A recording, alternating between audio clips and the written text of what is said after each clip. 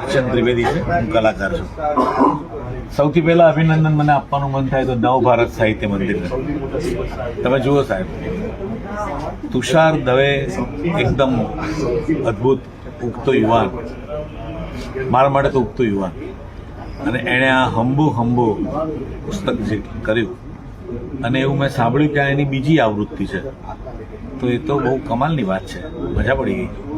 અને જય વસાવડા હોય, આપણા સૌમ્ય જોશી હોય, આ બધા એમના વિશે બોલવા આવે, આ બધી બહુ મોટી વાતો છે. બહુ મજા પડી ગઈ.